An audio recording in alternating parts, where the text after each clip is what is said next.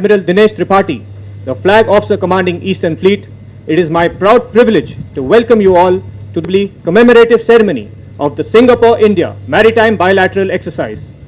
Without further ado, may I request Rear Admiral Dinesh Tripathi address. Admiral Sunil Lamba, Chairman, Chiefs of Staff Committee and Chief of Naval Staff, Rear Admiral Liu Chon Hong, Chief of Republic of Singapore Navy, Vice Admiral Commanding-in-Chief, Eastern Naval Command, Rear Admiral Edmund Leong, Fleet Commander, Republic of Singapore Navy, Flag Officers, Commanding Officers, Postmaster General Government of Andhra Pradesh, personnel of the Indian and Singapore Navies. Thank you, ladies and gentlemen. May I now request the Chiefs of Navies of India and the Republic of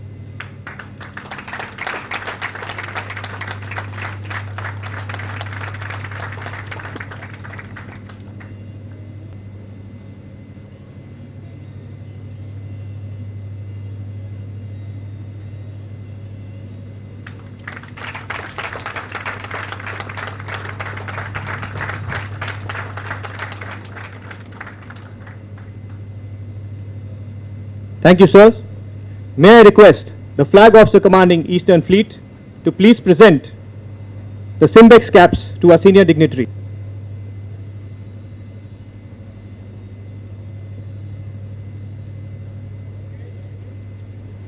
Thank you, sir. Ladies and gentlemen,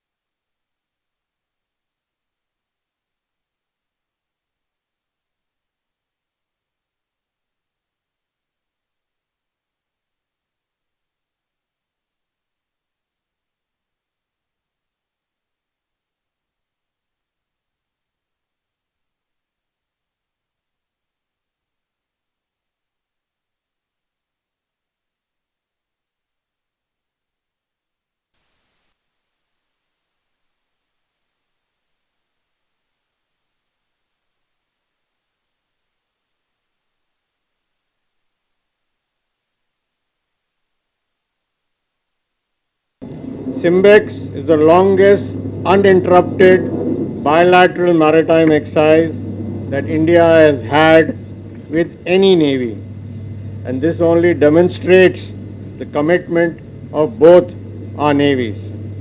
The importance of this achievement was also flagged by our Honorable Prime Minister at the Shangri-La Dialogue in June this year. The geographic location of India and Singapore strides the world's busiest sea lanes automatically bestows upon us the responsibility of securing these arteries of global economy.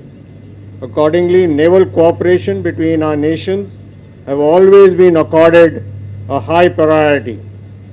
This enduring interaction between our naval forces through Simbex underscores the shared commitments of our nation to security, safety, and freedom of navigation over flights in global commons.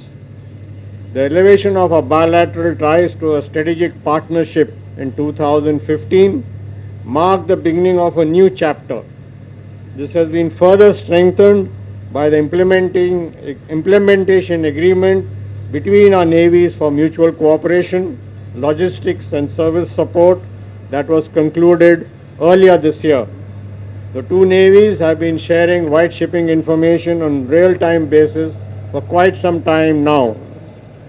We have enhanced the scale and scope of our interaction to an unprecedented level to allow our forces to be optimally prepared to face common challenges in today's dynamic security environment.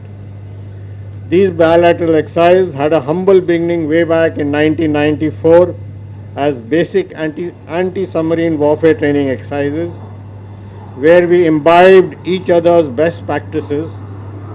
In this year's Simbex has evolved to meet the changing requirements along deeper sharing of experience from both sides, including operations in environments with submarines and airborne threats, live missile and torpedo firing, submarine rescue drills, as well as replenishment at sea. The level of interoperability and seamless connectivity that our forces have achieved augur well for continued security and stability of the sea and the oceans around us. The wide range of professional interactions ashore, including insight provided by subject matter experts, demonstrates the growing trust and operational comfort that we share with each other. That the motto of the Republic of Singapore Navy is beyond horizon.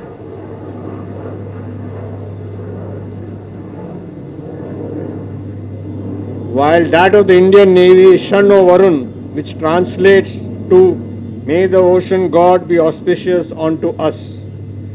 As the two navies observe the silver jubilee of the maritime bilateral exercise, I would say, may Simbex grow beyond horizons, and in the process, let the ocean gods be auspicious on both our navies.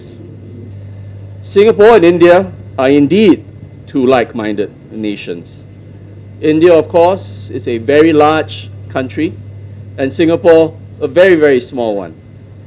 But we share an extremely similar outlook. Prime Minister Modi recently characterized the relationship between our two countries, I quote, as the grace and majesty and the roar of the two lions, unquote. Geographically, India sits at the northern end of the Straits of Malacca and Singapore at the very south. And as two maritime nations sitting astride a key sea line, our prosperity is mutually and critically dependent on those seas being secure. This connectivity has in turn fueled deep economic links.